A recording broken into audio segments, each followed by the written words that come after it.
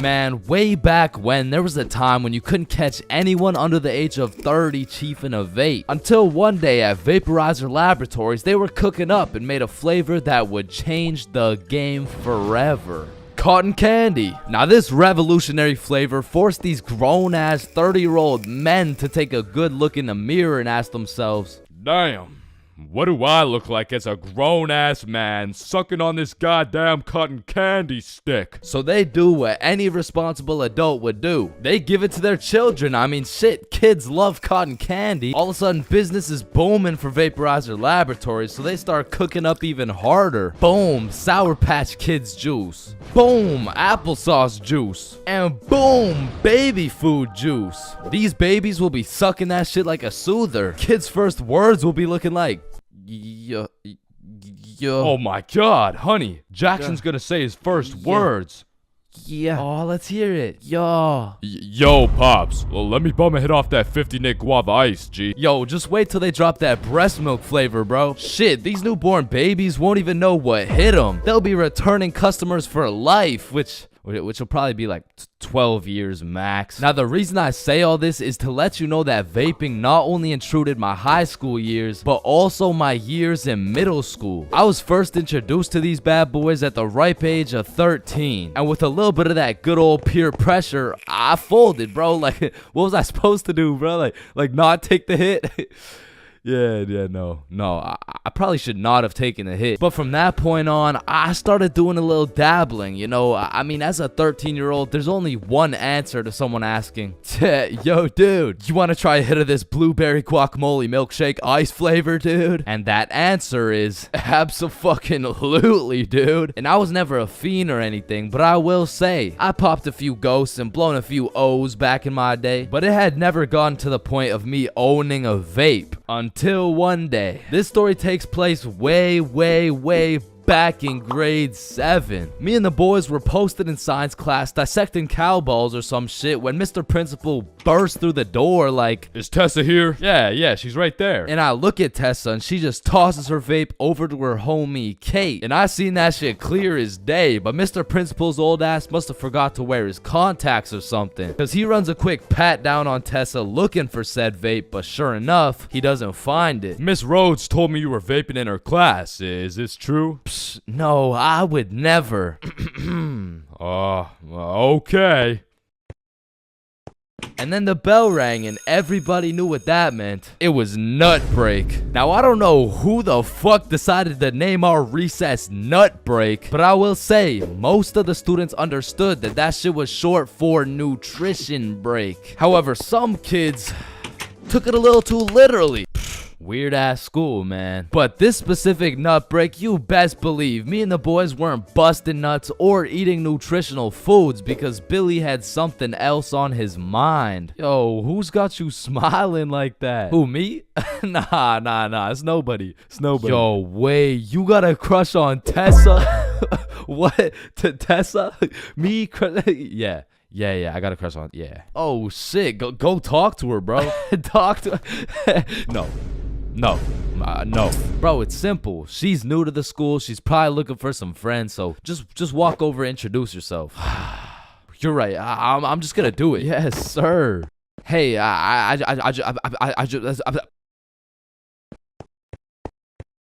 I just sell that shit? Yup.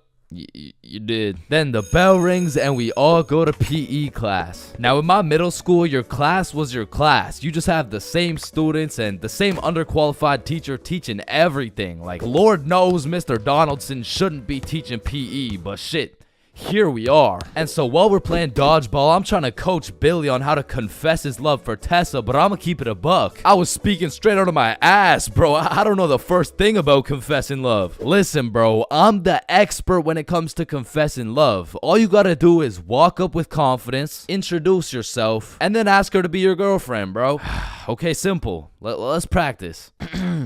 Hey, Vanessa. My name's Billy, and do you want to be my girlfriend? Damn! And after the proper training, by the time lunch came around, Billy was prepared to do what had to be done. Alright, listen, bro. Whatever happens out there, me and Bob got your back. And remember, the worst she can say is no, bro.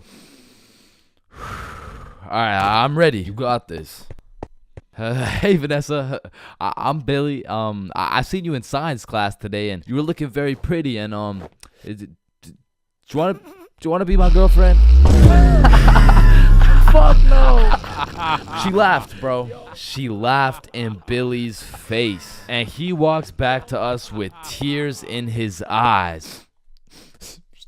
She laughed at me, bro. Well, at least you know what they say. What? If you can make her laugh and giggle, you can make the cheeks clap and Not jiggle. right now, bro. You're right. Too soon.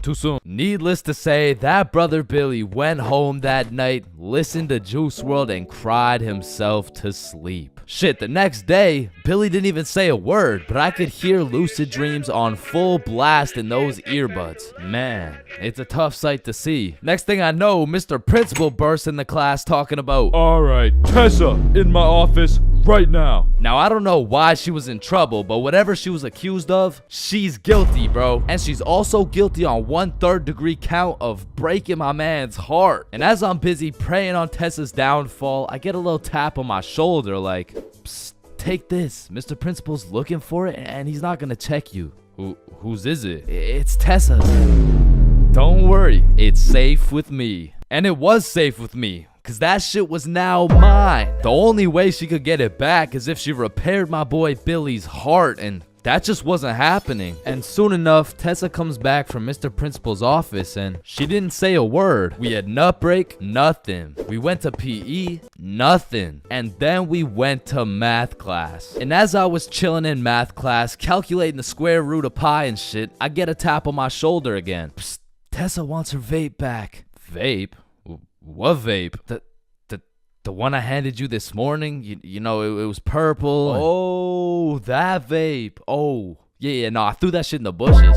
So she reports back to the person who gave her the vape, and she reports back to the person who gave her the vape, etc., until Tessa finds out, and she looks pissed. So she whispers to her friend, who whispers to her friend, etc. What bush did you throw it in? Oh, the one out back. And to put it in perspective, the bush out back was fucking massive. It was this huge conglomerate of straight prickle bushes, and so pretty much her vape was gone, bro. And I went to sleep that night with a smile on my face, knowing I not only saved Tessa's lungs, but also Billy's heart. The next day I went to class, sat down with the boys as always, but something was different. Tessa and her homies were nowhere to be seen. I shrug it off and continue to make some groundbreaking studies in science class until I hear Billy like, bro, no fucking way. So I turn around to not only see Tessa and her friends waist high in prickle bushes looking for this vape, but I also see Mr. Principal forcing them to do it. Now this was truly a beautiful sight to see revenge play out this perfectly. Like Billy was sitting at the window the entire class watching him do a whole search party for this vape that was posted in my pocket. And just when I thought Billy couldn't get happier, the next day Tessa and her friends had to present a PowerPoint to the entire school on why vaping is bad. Vaping is bad because when the vape enters your lungs, well, it's not good for your lungs.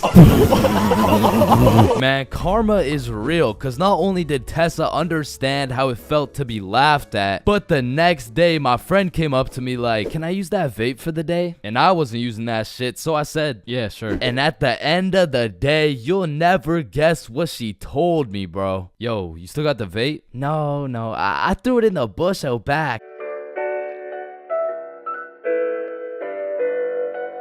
Man, sometimes this world can be a little cold. It can get a little gray, but there is nothing that can bring more excitement and vibrance to your life than having a crush. I mean, it gives you something to wake up for, something to smile for, someone to impress, and someone to be absolutely crushed by, leaving you more depressed than ever before. Which is when you get a new crush. I mean, crushes make the world go around. Everyone's had a crush at some point in time, and sometimes that shit gets too serious. I mean, I've had homies prepared to throw away their entire lives just to impress their crush, bro. Oh my god, look at these big weights. I wonder if anyone's strong enough to lift these.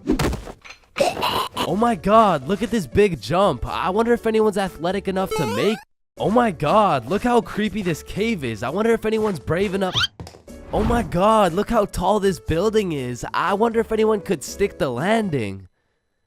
I said, I wonder if anyone could stick the Oh, ew, did he just die? Oh my god, I'm getting the ick. Nope, just getting a few extra reps in. Man, I remember my first crush like it was yesterday, bro. She was 5 years old. But I was 5 years old too, right? Like, so it wasn't actually yesterday, you know, it's a saying, but we were both 5 years old, and I remember sliding in smooth as hell. Yo, shorty, you like Legos?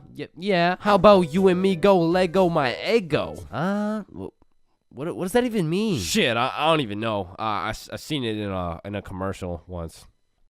And after that day, me and Rose hung out all the time. We'd be playing Legos, we'd link up at recess, and I couldn't help but let her know how I truly felt. Hey Rose, I like you. Oh, I like you too. And that shit had me thinking, damn, this life shit is easy as hell. I'm barely 5 years old and I already got a wife to raise my kids. Little did my dumbass know life wasn't all sunshine and rainbows, cause when I came to class the next day, I saw Rose playing Lego with another dude. And that was the day I realized crushes cause nothing but pain, especially before high school, because let's just think about the 3 possible outcomes. 1, you have a crush on this girl and you decide to tell her, because what's the worst that could happen, man? You guys are right.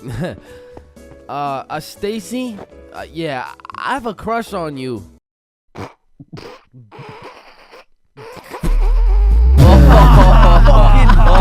ugly as fuck. Or 2, you never build up the courage to tell her and end up watching your crush sit in a tree with the faster kid who had the light up Skechers and the Charizard EX. And we all know what happens when Stacy and Jimmy are sitting in a tree. Or outcome 3, you confess to your crush and it's the perfect scenario. I like you too. Now you've officially started your first middle school relationship, which is probably the worst outcome of all, bro. Cause now you've been sentenced to 14 days of relentless cringe and countless awkward scenarios. And I say 14 days because that shit's lasting 14 days max, bro. Hey, Stacy, do you want to be my girlfriend? Yeah, okay. Oh, yeah, awesome. Huh. Yeah, awesome. Woohoo. So do you want to like hold hands or something? Yeah, sure. So, Stacy, I've been thinking. I don't think this whole thing's gonna work out. Oh, okay. It's not me. It's you. Oh. Wait, what? Yo, fuck my ass, bro. Or what's even more tough than having a crush in middle school is having a crush on a fictional character, bruh. Cause it's like you'll just be chilling, watching some Teen Titans, eating cereal or whatever. All of a sudden your crush is kissing other dudes right in front of you and you can't even do shit about it. I remember back in my day, I was down horrendous for Lola Bunny, bruh. And I really don't know how I feel about admitting my attraction towards a 2D cartoon bunny, but you gotta remember, this was in the past. Like, this was at least 2 months ago. And maybe I'm tweaking on this one, but the red fish from Shark Tale, bruh, she was different, bro. And her name, I think it was Lola as well. Shit, maybe I just like cartoon girls named Lola or something. That's exactly what I want to hear. No. And I don't know about you, but for some reason, whenever I would talk to my crush, it was like I got an instant nerf, bro. I'm talking minus 10 charisma, plus 15 stutter, minus 5 strength, and plus 350% chance of getting put in a random ass headlock. Like I could be in the worst scenario of all time with a girl who has 5 kids and is married to a member of the cartel. And just cause she's not my type, I'll get an instant stat boost that'll have me pulling like Mr. Duke Dennis himself. But put me in a room with my crush and all of a sudden I got the same charisma as fucking McLovin. Hi. Hey, it's 10:33. What? A.M. like in the morning. Like I'm saying, it's 10:33 in the morning. Fuck. Headphones, And on top of your crush turning you into McLovin, it also leaves you open to the inevitable pain of being embarrassed in front of your crush. And man, let me tell you, there is nothing quite like it. It was a beautiful sunny day, and I was in grade 2 wearing my favorite bright blue basketball shorts in math class, gazing out the window at those shiny old monkey bars, excited for recess. And when the bell rang, I hauled my little ass over to those bars, and I was swinging like there was no tomorrow. And before I knew it, the whole class was on these monkey bars, which quickly turned into chicken fights, and I wasn't complaining. I mean, hanging from a bar and kicking the living shit out of some toddlers? Sign me up, you know what I'm saying? So I'm in line watching these grade 2 gladiator battles go down until it was my turn, and when I step up to those bars, I look into the crowd and see my crush of 2 weeks, Lexi. And now that Lexi was watching, there was no chance I was about to lose this fight in front of her. But as I look over to see who my opponent is, I realize it's Axel. And Axel was known for being the undisputed chicken fight champion. Legend had it he once took on 3 dudes at once, pause. So I knew going into this, I had to lock the fuck in, bro. So we climb over to each other and he's kicking my shit in off rip until I hit his ass with my specialty move, the Python Squeeze. And in 10 seconds flat, let's just say I folded that motherfucker's clothes, with him still in him, and everyone was hyping me up because I just did the exact equivalent of dunking on Michael Jordan in his prime with Beyonce watching. So of course Axel's pissed. Hey Chains, you, me, rematch now. And I look over at Lexi, and she looks over at me, and now I can't back down. So we get back in position, climb over to each other, and I go for the Python Squeeze again, and this motherfucker Axel just winds up and kicks me in the balls. And I'm not gonna lie, that hefty kick to the dick accessories was the worst pain I had ever felt in my 7-year-old life. But I couldn't just drop and lose to Axel in front of Lexi, so with all the pain and anger I feel radiating from my nuts, I hit Axel with the meanest 20-piece combo in chicken fight history, and he drops. And then he pantsed my shit, bro. And embarrassed, I drop and try to run away, but the shorts around my ankles trip me and I face plant. Face down, tighty whities up, balls in shambles in front of everyone, including Lexi. And some people like to say, oh, it could always be worse, but this time, I don't know, man. I don't know. So the moral of the story is, man, fuck Axel, bro. There's a lot of things in life that I don't really understand, but if there's one thing I can truly comprehend, it's being grounded. Because in my time, I've served a total of 547 days and 16 hours in the slammer. And through a year and a half of extensive first-hand research, I've come to the professional conclusion that getting grounded is straight ass, bro. You're locked in your room with no phone, no computer. Like, what do you want me to do? Think about my actions? Hell nah. Being grounded had a young me doing the stupidest shit ever, bro. Like, I was popping handstands, hitting my head against the wall, playing with the door stopper thingy. Shit, I got so bored, I even read a few pages of a book like an absolute nerd. And now that I think about it, Percy Jackson and the Battle of the Labyrinth was actually a spectacular read. Now listen, there's only one thing worse than being grounded, and that's being falsely imprisoned for life. Well, now that I think about it, there's a lot of things worse than being grounded, but one of which is being grounded during summer, bro. There's something about being able to hear all the happy children, the ice cream trucks, your homies having fun, the hoes throwing rocks at your window, asking you to come outside. Well, you just cry yourself to sleep because there never was any hoes throwing rocks at your window asking you to come outside. It's just you, your Percy Jackson books, some used toilet paper, and the existential thoughts in your head questioning if it's even worth it. And listen, I'm sure everyone can pick up on the fact that I'm a really intelligent dude. Smart all around, really, but trust me when I say I wasn't always this smart, bro. In fact, in kindergarten, my dumbass fully believed with my whole heart that being grounded meant your parents would just dig a decent sized hole in your backyard, toss you in, and bury you alive for the time being. And so I'm sure you could imagine my surprise when my OG friend of 5 days said, yeah, I got grounded for 2 whole weeks. Holy fucking shitballs, dude, are you okay? No, man, it's really hard. I didn't get to touch any of my toys or anything. Damn, how long ago was that, man? Oh, I'm still grounded. No, you're not. Yeah, dude, I'm grounded right now.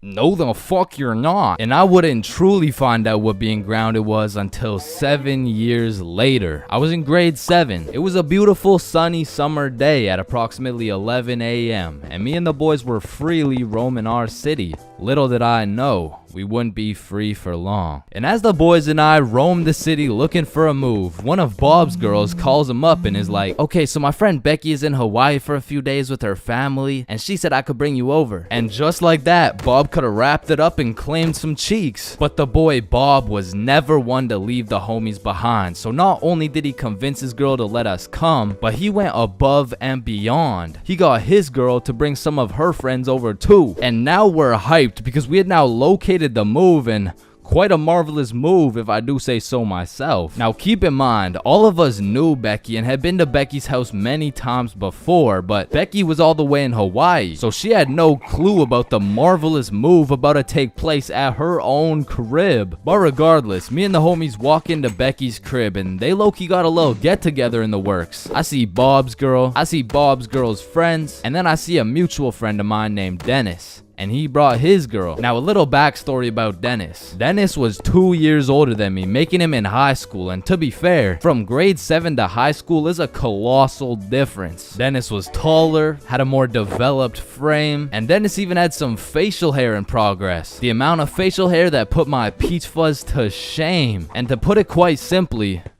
Dennis was a menace. But regardless, that's my homie's homie, so I walk up and dap him up. And then everyone heads over to Becky's room. Now keep in mind, Becky had simply invited Bob and Bob's girl to come over, and somehow we ended up being 8 people deep in that joint. And so that means technically the other 6 of us were straight trespassing. So we were all chilling in Becky's room, chopping it up for a good hour and a half until eventually people start exploring her house. Now in Becky's room it was just me, Bob, Bob's girl, and Bob's girl's friend named Lily. And so we're all just talking until I hear someone yell from the room down the hall, "Yo, Chains, get in here right now!" And I don't know exactly what I was expecting to see as I walked into that bathroom, but it was absolutely not seeing Dennis drop a condom filled with water on Billy's head. And of course I laughed because that's comedy gold right there, but it also made me realize maybe we shouldn't be here dropping condoms on each other's heads. But who was I to tell Dennis what to do? He had facial hair, so he was practically a grown man to my standards. So I just turned around, went back to the room, and continued chilling with Bob. And as we talked, the music progressively got louder and Dennis progressively became more of a menace. And it had got to the point where the speakers were booming and Dennis was lobbing condom water balloons off Becky's balcony. And then one time, Dennis either almost hit or just missed Becky's neighbor with one of these condom water balloons. So this grown man looks down at a condom that seems to have fell from the heavens, then he looks up and sees Dennis scrambling inside the Becky's crib with the speakers blasting music, and then he continued on his way. And we were all just having a fantastic time in Becky's room until we hear the downstairs door swing open, and we all absolutely shit our pants and run onto the balcony. Hey, I just texted the family who lives here and they said no one is supposed to be in the house. Everyone needs to leave right now or I'm calling the cops. And that's exactly what we did. No messing around, we were out that hoe. And we all went to Bob's girl's house for an emergency meeting because we were all scared as fuck. And now Bob's girl and Becky are texting and Becky's like, my parents are pissed. They want to talk to everyone's parents and they know how many people were there. So we all devise a foolproof plan. Okay, we give Becky our phone numbers, tell it's our parents' phone numbers, and we act super disappointed in our children. We all agreed on this plan and the emergency meeting was dismissed. And over the next few days, we all got texts from a very unhappy Becky's father, who made sure to specify the amount of condoms that were found in the bathtub. We all respond with some bullshit along the lines of, Hello, Mr. Beckerson. I'm very sorry to hear about the inconsiderate acts of Chains and how he's invaded your home. Rest assured, Chains will feel the wrath of this thick leather belt as it repeatedly beats against his cheeks to discipline him for his heinous actions. Thank you for bringing this to my attention. But come to find out, Lily's dumbass responded with some shit like, Dear Mr. Beckerson, thank you for letting me know, but Lily did nothing wrong as she didn't know she wasn't allowed there. Plus, she didn't even make a mess or anything, on God. Put some respect on my daughter's name. Period. And just like that, our foolproof plan got fucked. And Becky's father texted each of us saying, You are coming to the house at 3:15 p.m. today, or I'm calling the cops. and shit, looking back, Becky's father was most definitely bluffing. Like, say I didn't go, what was he gonna tell the cops? 911, what's your emergency? Hey, there was 8 kids who invaded my home 3 days ago. Okay, sir, did they break in? No, no, my daughter gave them the key. Sir, why the fuck are you calling 911? There was condoms in the bathtub. But like I said, I wasn't very smart and I didn't have the brain capacity to think that far ahead. So everyone shows up to the house and Becky's father sits us down and makes each of us individually call our parents and explain what we had done. And I went first. Hey mom, so I went to Becky's house the other day, but she was in Hawaii and I wasn't really invited. And There was condoms in the bathtub. needless to say, we all got our shit whooped, and I received my very first grounding with the sentence of 1 month in the slammer.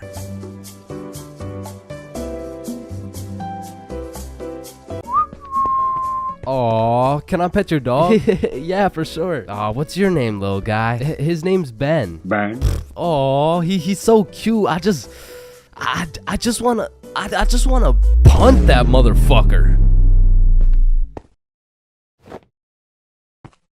Man, these intrusive thoughts I be having make me wonder whether I belong in maximum security prison or not. Like, I don't even mean to, but the thoughts that pop into my head are so menacing that I can't even say this shit on YouTube, or this video will get taken down. Then I'll be canceled. Then my whole channel will get deleted. Then I'll be thrown into a psych ward, and then I'll be put on the fucking death penalty. Like, these thoughts that pop into my head are so alarming that they make me want to beat my own ass, bro. Hey, man, why'd you just sock yourself in the face? Oh, well, you see, I was about to push that unsuspecting toddler into the deep end for no apparent reason, so... Yo, this guy's about to assault a minor. Hey, you can't do that! Behind your back. But it's not like every single intrusive thought I have is bad enough to get me convicted. Like, whenever I'm walking across a bridge, I have to use every cell in my body to fight the urge of just tossing my phone into the water. Like, there is literally no benefit from doing that shit, but there's just something inside of me that would feel so much satisfaction with just seeing my phone dissipate into the water. You know, maybe you get that urge because it would just be satisfying to do some shit that's out of the box, some shit that nobody else would do, just to break the simulation a little bit. Cause I could be having the best day of my life. I could wake up, get the meanest pump in, hop in the shower, eat the most fire breakfast, and draw the most pristine stickmen I've ever drawn. But as I'm casually walking beside a bunch of cars that are going 65 miles an hour, I'm still gonna have the urge to just throw myself in front of a car, bro. And it's not even on some emo shit. Like, I want to live, but I also want to dive into some oncoming traffic. But at least I'm not the only one who does this. Like, other people do this. Right? Like, it's normal, right? But half the time an intrusive thought will just be to do some goofy shit. Like, you're just forced to imagine the consequences of what it would look like to start throwing it back on a Tuesday at 2:41 p.m. And every once in a while, you'll just be chilling and you'll witness a motherfucker fall to the intrusive urges. What are you get along the table, bruh? Shit, he let the intrusive thoughts win, man. Now, I don't even know if these count as intrusive thoughts or not, but as a dude, when I'm walking down the street, I'll just be going on with my day chilling. Then all of a sudden I see a car and I'm like, if I don't make it to that tree before this car, I'm gonna die. Aw, shit. Honestly, these kinds of intrusive thoughts are kind of motivating. Like, it's the same thing as having a hype man at the gym, except instead of that positive reinforcement, if you don't get those 3 extra reps, you're gonna die. It's like whenever I'm at the gym hitting those Bulgarian split squats, I be having mental wars with myself. Oof, that was a good set, man. I think we're done. 5 more reps or you're a bitch. Damn, good shit. All right, I think we could wrap it up. 10 more, pussy. Who the fuck's gonna carry the boats? I told you we should have stopped, bro. 15 more or you like dick. Now that I think about it, there's a good amount of people in prison right now who just succumb to their intrusive thoughts. Cause intrusive thoughts are just like that demon on your shoulder telling you to do the most devious shit possible. And I know there's a bunch of motherfuckers out there who just listen to that little guy. Hey, man, you see that lovely old lady right there? Yeah, you're gonna hit her with a mean right hook. Well, what's in it for me? Nothing.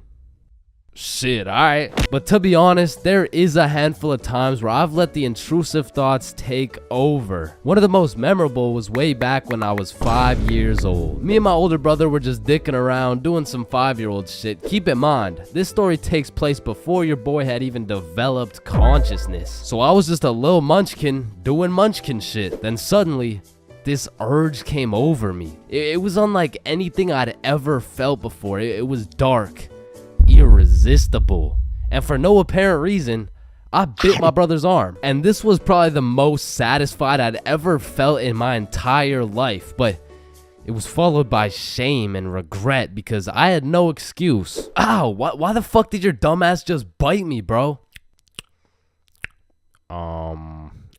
I felt like it. And one of my lowest IQ moments of all time took place when I was in grade 8. It was goddamn sewing class, bro. And I remember I was having a particularly miserable day, so I was just going through the motions. We were all gathered around this big table with our sewing machines, some fabric, and some scissors. I remember I was working on some shitty little big chungus stuffy. But on this particular day, the sewing machine cable was looking mad thick and juicy. And like I said, I was having a bad day, which is exactly why the intrusive thoughts decided to catch me at my worst. Psst, psst, do it. What? To do what? Oh, you know what to do. You're the one with the scissors in your hand, buddy. How did these even get in my hand? Now cut it. Cut it, Chains. No, why the fuck would I? The wire exploded with smoke and my heart dropped so fast, bro. And everyone around the table just stares me down. And I'm thinking I can somehow cover this shit up like I didn't just take some fucking scissors and snip that shit like an umbilical cord. Maybe I could convince the teacher the cord snipped itself or some shit. But as I look down at the scissors in my hand, there's literally a chunk missing from the scissors. They look like they survived World War II. But barely. The scissors are all charred up and shit, and just like that, my plan of convincing her I didn't cut it went out the fucking window. You take one look at the cord, one look at the scissors, and one look at my dumbass face, and you could piece together exactly what happened. So my sewing teacher walks over looking pissed as hell, and she tells me to go sit in the corner. So I take my charred scissors and sit in the corner like I'm a 5-year-old, but to be fair, I made a 5-year-old decision like I was in grade 8. I was 14, bruh. What kind of 14-year-old cuts the cord to a sewing machine cause he felt like it? Like if my 14-year-old son did some shit like that, I would tell the kid I'm going to get some milk and I'm calling it quits. I would have to have another kid and try it all over again because that kid is going nowhere in life, man. So as I'm sitting in the corner realizing I'm a disappointment, it was one of those moments where you fucked up so bad you don't even feel any emotions. I was just sitting there straight faced like, well, fuck me. It was really one of those moments where you just want to stop existing. So after the class ended, the teacher came over to me and she said, Chains, why the fuck did you cut the cord of the sewing machine? No, Miss Sewingson, you gotta hear me out. Okay, this better be good, Chains. The cord was looking mad juicy and the scissors just teleported into my hands. I don't even know. You did what? Mom, it was the intrusive thoughts that they told me to do it. Oh, I'm about to intrude that ass. The fuck?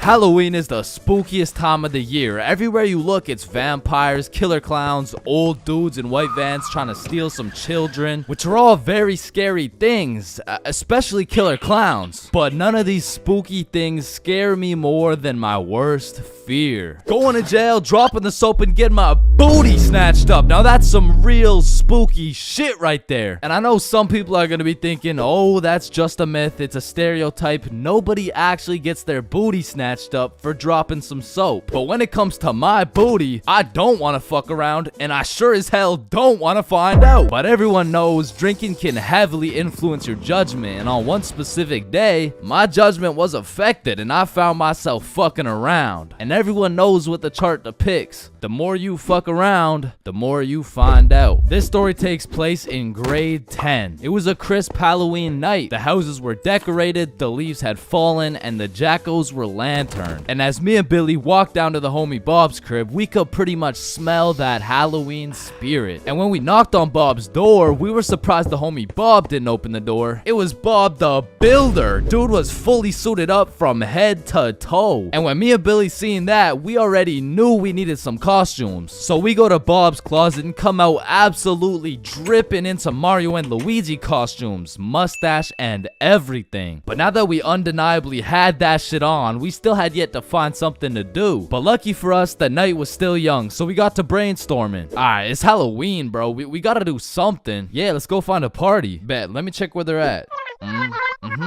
Okay. Yeah, there's no parties, bro. Fuck. I mean, we could trick or treat. Shit, we might have to, bro. And just as 3 15-year-olds decided we would knock on strangers' doors asking for candy, our Halloween was looking grim. And not in a good way. But you know what they say. Can we fix it? Yes, we can. Because Bob pulls through and sets up a goddamn 3-man mission. And just like that, Halloween goes from an L to a W night. And I thought the homies and I couldn't get more hype, that is, until Bob pulls out a bottle of Hennessy. And you would have thought Peach took the kids the way I was abusing that bottle. And we passed it around until we were all tipsy. Then we started walking to Chloe's house for the little Halloween 3-man. And it was already 9 p.m. at this point, so we're walking through the neighborhood admiring these decorations when we see the creepiest house of them all. It was Chloe's crib. So we walked through a whole graveyard just to knock on the door, and Chloe opens it looking like a whole angel. I mean, like literally, like she had the halo and the wings and shit. So we go up to her room where her 2 friends Lucy and Mia were, and we sit on her bed. And I'm not gonna lie,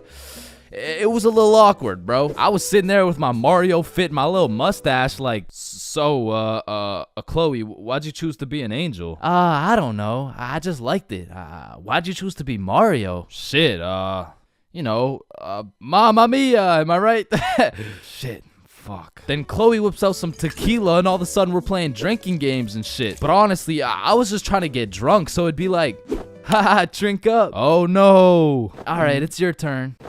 Wait, you're supposed to get it in my cup. What the fuck? And after purposely selling multiple games of tequila pong, I was feeling what some would call completely and utterly drunk as fuck. And next thing I know, we're playing spin the bottle. And I was up, so I spin the bottle and it spins and spins and lands on Chloe. And in my head, I'm thinking, and just as Mario's about to get some peaches, we hear the door open downstairs and Chloe's like, oh shit, my parents are home, hide. So me and the homies run into her closet with a bottle of tequila and we can hear her dad come into the room. Hey, what's going on up here? Oh, you know, we're just watching scary movies. All right, I'll be downstairs watching TV. Let me know if you need anything. Thanks, Dad. And once her dad went downstairs, we all came out of the we exited the closet and Chloe said, you guys gotta sneak out through the front door. Just be super quiet. And so we creep down the stairs and peek around the corner, and Chloe's parents are right there with a clear sight of the door. So we know what we have to do. We take a shot for good measure and then run to the door. And my drunk ass couldn't even figure out how to unlock this fucking door. Hey, who is that?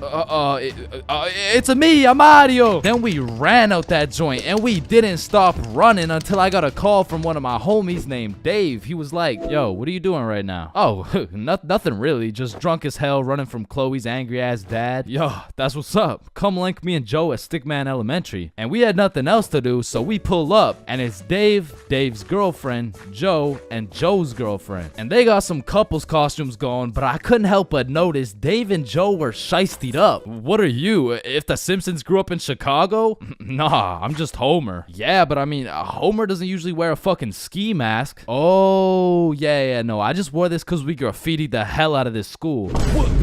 Joe was here and Dave was too? Bro, what the fuck were you thinking? What? Oh, you want me to include your name too? No, hell no. And just as we become guilty by association, 4 cop cars come zooming down the street. Oh shit, it's the cops, run! And the cops hop out of their cars and start running at us with flashlights. So we head for the forest, but to get to the forest, we had to run across this long ass muddy field. And in the middle of this field, there was a huge pothole. And how did I know that? Because I seen Marge absolutely eat shit right in front of me. And don't get me wrong, I was absolutely plastered, but as the cops got closer and closer, I could practically see myself getting caught and dropping the soap, and you know I wasn't gonna let that happen. And so with all that adrenaline, I Mario jumped that fucking pothole and hauled ass into the forest. And right when you get into the forest, there was this deep creek with a log going across it. But when I look back, I see the cops' flashlight getting brighter and brighter, so I say fuck it and take a run at this log. I get a good 2 steps and then my drunk ass slips. Boom, right into the muddy creek. But I don't have time to give a single fuck. So I run through this waist high muddy water and then we regroup and check who made it. I see Bob, Joe, Dave, and Dave's girl. Yo, where the fuck is Billy? No, where's my girlfriend, bro? Oh, she ate shit a few yards back. Whoa, wait, what? Is she okay? Did she get caught? Wait, shut up. Billy's calling. Yo, where are you? I'm hiding behind a tree right now.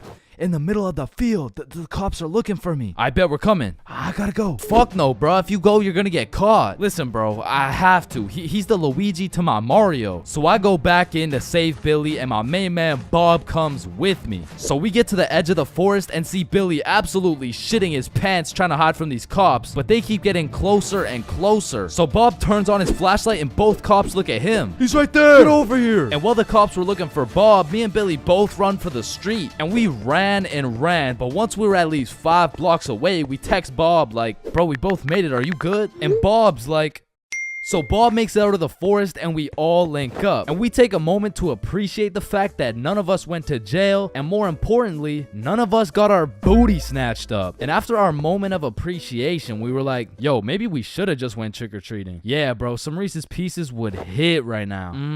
I mean, it's not too late to buy some candy. So we all go to the store and cop the biggest packs of candy we could find. Then we walked back to Bob's crib and enjoyed the rest of our night while fucking up some Halloween candy. There's a lot of awkward things in life, like the handshake fist bump dilemma, or waving back to someone who is waving to the dude behind you, or the you too situation. Enjoy your meal, sir. Thanks, you too. Actually, wait, no. But on this long list of things that will keep you up at night, I feel like school dances lands itself in the top 3, bro. Cause it's like, is it a party or is it a school event? Are we hitting the Dougie or are we just standing awkwardly in the corner? There's just too many questions, bro. Like another question, who the fuck hired this guy to be the DJ? Like, I don't know how much they pay this dude, but it can't be anything over 50 bucks. I remember at my first middle school dance, I seen the DJ walk in with all his gear and shit, and I thought, damn, look at those big ass speakers. This dude knows what he's doing for sure. Hey, Stickman Middle, are we ready to turn up? Yeah, let's go. 1, 2, 1, 2, 3, let's go.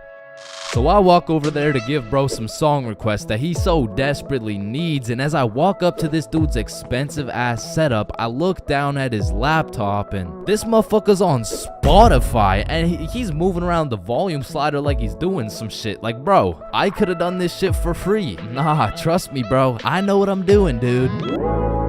Want a break from the ads? Now, to be honest, it was really the middle school dances that had me fucked up. Like, you took a bunch of self-conscious, prepubescent little kids and threw on some music and told them to dance with each other. Like, shit, of course they're gonna start hitting those Fortnite emotes, bro. That's all they know how to do. Like, these grade 6s are fresh out of elementary school. There's no way you'll catch one of these youngins asking a girl to dance. Like, they're still scared of catching cooties, bro. Or what about the grade 7s? These kids were straight menaces. Like, I remember at my grade 7 dance, there was a duo. We'll call them Greg and Roderick. Greg and Roderick would run up on some unsuspecting students, and Greg would slide behind them on his hands and knees, and Roderick would casually strike up a conversation. And just when the poor guy was expecting it least, Roderick would shove his ass, causing the unsuspecting victim to trip and eat shit. And they went around to damn near everyone pulling this shit, until one time they messed with the wrong dude. Hey bro, it's just a prank. Now grade 8s. These boys are damn near in high school. They don't dance. It'll ruin their street cred, bruh. Instead, they prefer mosh pits, rap, EDM, fucking smooth jazz. It doesn't matter what song. These grade 8s will be relentlessly jumping up and down for no apparent reason. And soon, these grade 8s will turn into freshmen. All that street cred they once had,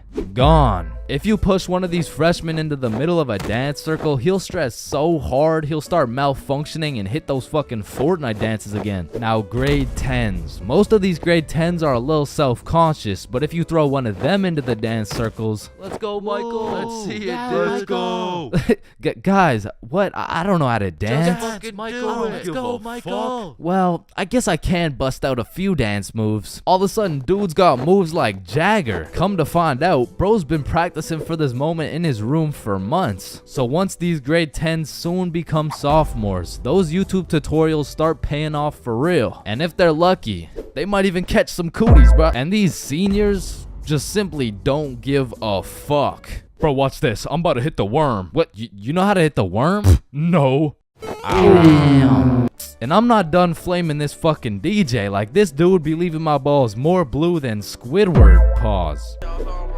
These bitches lost. Oh, hell. Is that lo-fi? And then out of nowhere, really quick, the DJ will throw on some heat and it'll have everybody turning up. But just as fast as Pop Smoke got that shit jumping, Ed Sheeran shut that bitch right back down. Like, mixing drill with The Shape of You has to be some sort of felony, bro. Like tell me this dude deserves to roam the streets freely after pulling some shit like that. In fact, funny story, I had seen the DJ after the dance in the parking lot one time, and we walked up and we jumped the fuck out of him. Alright, but not all DJs were out here committing war crimes on my ears. Like, you know, the DJ was onto some shit when he got the students and the teachers turning up. Like, you play the right song and these teachers will forget they're on chaperoning duty. Shit, even the principal will start wilding out. Once you got the right song playing, motherfuckers will get hype over anything. Like, remember how hype it was when someone would land a flip in the middle of a mosh pit? Shit, remember how hype it was when someone didn't land a flip in the middle of a mosh pit? These motherfuckers were excited as ever, like they didn't just witness a dude snap his neck. Poor guy's probably getting trampled down there. Rest in peace. Sacrificed his life for a few Snapchat memories. But you know that one song, that when the DJ throws that hoe on, everybody knows what to do. Motherfuckers will run in from the bathroom, teachers will hop in, the Redditors will hop off the bleachers, and the school dance will be looking like something straight out of High School Musical, bro. Speaking of High School Musical, back in the day, I knew a dude named Troy. I fucked with Troy, but let's just say,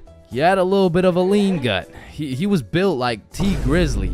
Nah, fuck that. He was built like DJ Khaled. And I remember this dude Troy was just coming off a school suspension, but for whatever reason at the dance, this motherfucker must have been looking for another one. Cause Troy came up to me talking about how he was gonna beat Jordan Johnson's ass at the dance tonight, and honestly, I ain't believing him. So once the dance came around, he was beefing JJ every chance that he got, until soon JJ wasn't gonna stand for it. Now, a school dance is simply the best time for a school fight to take place.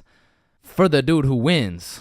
For the dude who loses, you literally have every single motherfucker in your school gathered in one place to get several different 4K angles of you getting pieced up. So Troy was really putting everything on the line here because JJ was known for handing out whoopings like food stamps. But to be fair, Troy loved food. Regardless, JJ wasn't scared. In fact, he threw the first punch. Boom. But Troy ate that shit like a Wendy's 4-for-4 combo. And instantly, the entire school gathered in a circle. The circle was so big, there was no escaping. They were gonna have to fight to the death. But the DJ was so locked in that he was completely oblivious to what was happening. He was playing some happy-go-lucky ass shit. Oh shit. Ooh.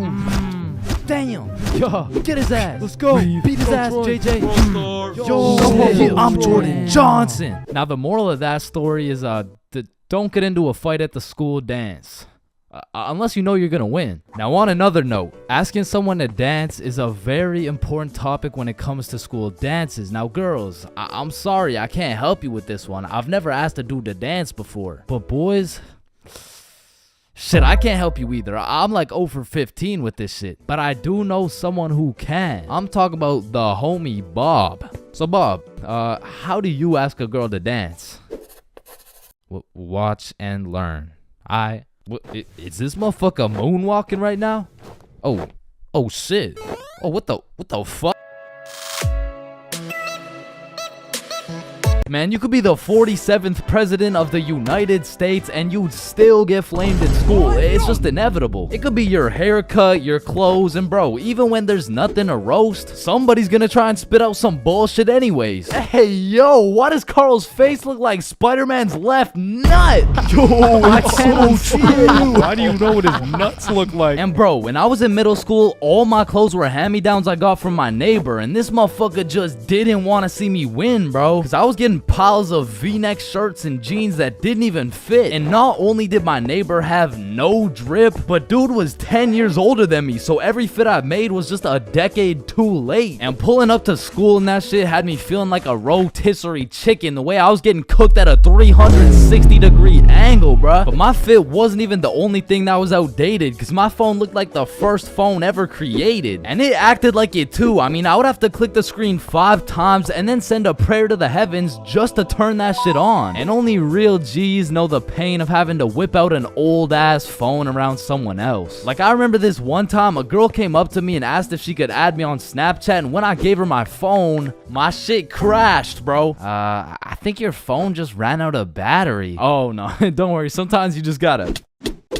Yeah, here you go. Actually, I have a boyfriend, so... Wait, what the fuck? And ever since that day, that phone was my #1 op, bro. So much so that the next time a girl came up and asked for my Snapchat, I started fucking malfunctioning, bro. Hey, can I get your Snapchat? No. Oh. Okay. No. It's just cause I don't have Snapchat. Oh, well, what about your phone number? I actually don't even have a phone. You don't have a phone? Oh, well, I did, but then my dog ate it. You know? Oh my God, is your dog okay? Sorry, I don't even have a dog. I don't have one. Then who ate your phone? Fucking I did. Wait, was that? Nope. Like, I do appreciate all the hand-me-downs, because without them, I would be walking through the school butt booty naked. But to be honest with you, if it was a choice, I would have rather been butt booty naked, because these V-necks were straight girl repellent. Like, there's birth control, there's condoms, and then there's V-necks, bruh. But shit, I mean, you could still pull a lot while wearing a V-neck, but it's just like... It's just gonna be dudes. And just when you think I couldn't have been more roastable, my mom will be like, oh, sweetie, you need a haircut. No, please, mom, no. My mom used to take me to this shop that gave out $1 haircuts, bro, and these motherfuckers were straight speed running these cuts. They'd be asking what kind of cut you want while cutting your hair, and by the time you get to show them the cut you want, your shit is already done, bro. And my mom must have not been tipping them either, considering the fact that every time I went back, the cuts kept getting worse and worse, until one time I walked out there with my head bleeding, like I asked for a 2 on the sides, and she hit me with a -2. Now, don't get me wrong, when I pulled up to school wearing the most abominable fit known to man with the atrocious haircut and shitter phone combo, I got my shit roasted, flamed, grilled, sauteed, deep fried, and then thrown into the goddamn microwave. Like the type of flaming that has you going home and just taking an extensive look in the mirror, questioning if you should legally change your name to Albert and flee the country. But somehow, this motherfucker Carl got flamed even harder than me just for being Carl. Like, whenever a friend group is created, there's just one dude selected to be the punching bag for the entire group. And you know, I feel bad and shit, but like... it's better Carl than me, bro, so I'ma slip a few jabs in if I have to. Yo, what the fuck is Carl eating, bro? Oh, hell nah. Wait, whoa, Chains is eating the exact same thing. Nah, what? Your shit looks like it tastes like cardboard with honey mustard. Wow, how did you know? Like, Carl can't even get a little chuckle out without getting crucified, bruh. Damn, he's fucking that shit up. Looks like he hasn't eaten in weeks, bro. Oh, hell nah, Carl. I know you're not laughing. Yeah, no, I'm not. You're built like SpongeBob Brown Pants. You look like a malnourished Santa Claus, bro. Like, god damn, that's a face only a mother can love. What did I do? Now, getting roasted around your boys is tough, but that pales in comparison to the pain and embarrassment of getting roasted in front of your crush, bro. Yo, Chains, what did you get on the science test? I'm not gonna lie, I got like a 76. I'm surprised you're not smarter with that big ass head of yours. Good one, Joe. No, like for real, your shit is massive. Well, like the sheer amount of brain you could fit in that bitch should make you Einstein. You look like you should be pulling 10,000 IQ plays right now. You look like you got the solution to world hunger somewhere hidden in that big ass noggin. Like how do you even stand up straight with that absolute cranium for a head? But I remember this one time I got my shit flamed so hard in front of an entire audience that I was brought to tears. But I mean, I was 6. I was 6 years old. And the day was December 24th, Christmas Eve. So my mom brought me and my brother to this improv play, and as we sat and waited for the show to begin, this little elf walked up to us like, hey, do you guys want to be a part of the show? Yeah, let's do it. Okay, yeah, I'll do it. And once the show began, they called me and my brother up to the stage and asked us a very simple question. So, what do you guys want for Christmas? Oh, I want a Minecraft sword and a creeper stuffy. And, what about you, little man? And as I looked into that crowd with dead silence, my brain stopped braining, bro. Hey, don't worry, it can be anything. Shit. I want,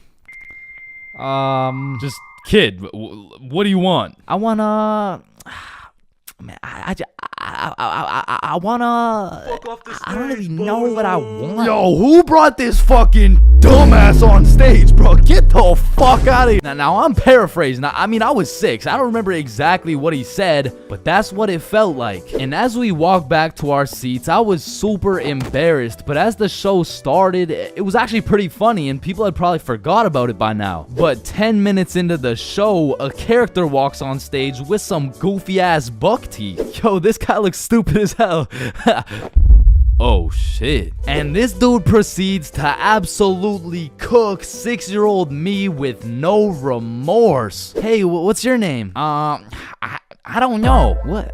Okay, how's your day? Day? Day? What the fuck is a day? I don't know. Well, what do you know? No, that's just it. I don't know. I just don't know. Shit, I don't think I know anything. And that shit had the whole audience laughing harder than ever. And as I looked around, my brother was laughing and even my mom was laughing. And it was this very moment that I had hit rock bottom. And at the age of 6, I realized that I would be put on this earth simply to suffer. And it made me cry, bro. I cried in the middle of this theater. And the next morning I woke up and it was Christmas. And under the Christmas tree I saw the best gift of all. It was a Bob pocket tee from Chains Club Shop. That's right, it's brand new. You can wear it around your homies. You can wear it at school. You can wear it around your mom, your grandma, your great-grandma, maybe not your great-grandma, but damn near anywhere else, and Bob will be posted in your pocket the whole time. Wow, what a perfect thing to get someone for Christmas, am I right? yeah, I'm right. Listen, I know some of y'all have already gone to school high, but for those of you who haven't, don't do it, bro. I only went to school baked one time in my life, and after that experience, I never did it again. So, this story takes place on your average Wednesday. I was still in grade 10 at this point, but I have to note, I was not a super experienced smoker. However, with that being said, I did have some homies in grade 11 that, let's just say, they knew what they were doing. But still, my day started off like your average high schooler. Alarm goes off, hit snooze for 15 minutes, get up, stare at the wall for approximately 10 minutes, shower, eat, and head to school. This particular day, I remember being a little bit anxious because I knew I had to present my speech that I had just written the night before. But English is at the end of the day, I'm chilling for now. Plus, my first class is PE, so you know how it goes. I smoked some kids in dodgeball. I went to my next class, got smoked in math. The bell rings and I dip for lunch.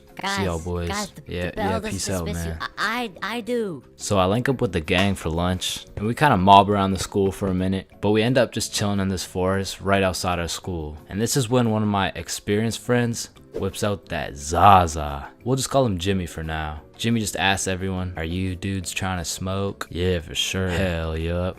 "Nah, I'm all good." At first, I was the only person who didn't want to, but as I sat there, feeling the vibes, intaking the positive energy from the surrounding vegetation, I came to the conclusion the vibes were right. It was just me and my trusted homies, secluded in a peaceful area. I mean, what's the worst that could happen, right? And man, when it comes to drinking, I'm a certified heavyweight champion. But for whatever reason, when it came to smoking, I had the tolerance of a newborn baby. But then again, what would I look like taking this lil ass inhale? So I did what any dumbass individual would do. Yo, look at Chains. Yo, chill, dude. Damn. So my friends are low-key hyping me up. And I'm out here thinking, I am such a cool guy. I am literally that guy. I'm literally that guy. But much like everything else, everyone forgot about it in 5 minutes. But I'm still left with all this tetrahydrocannabinol compounds waiting to alter my neural chemistry. So as we're walking back to the school, the THC raids my brain like the FBI. And I just eat the ground, bro. Had me looking like my controller just disconnected. And my friends just look at each other like, fuck. Maybe you should just go home, bro. Yeah, dude. There's no way you'll be able to go to class like this. So we make our way over to this bench outside, and I'm weighing out my options. I'm trying to find the best scenario to get out of this alive. I narrowed it down to roughly 2 options. I can either go home, get whooped by my mom, and get grounded for another 1.5 years, or I could thug it out, just go to class, running the risk that my teacher might find out I'm baked. So me and my friends are brainstorming, using the good old pros and cons method. Going home. Pros. Cons. I will get whooped. Staying at school. Pros. Cons. I might get whooped. Staying at school it is. The bell rings, my friends wish me good luck, but my next class was science, and I had the #1 homie in that class. Bob. So Bob is just being a W, mans. He's absolutely carrying me in this group science experiment while I'm literally passed out sleeping on the desk. Bell rings, Bob wishes me good luck and dips. Now I'm all on my own, but I just got 1 more class. I'm almost done. What class do I even have again? Oh yeah, English, right? So I make my way to English, I sit down. All right, so today we're doing our speeches. And my English teacher was the type of teacher who loves to catch people lacking and just put them on the spot. So of course, he sees me on another planet and decides to call me out. Chains, how about you go first? I'm not prepared. Just get up there, bud. Okay. Alright, whenever you're ready. Chains, you can start now. Okay. So my speech is like, it's about the topic of the speech. It's dinosaurs. So Tyrannosaurus Rex has short arms. Yeah, Chains, don't worry about it. You can sit down. You could just go tomorrow. It's all right. Thank you. Thank you. Yeah, man, this is why you don't show up to school high, bro.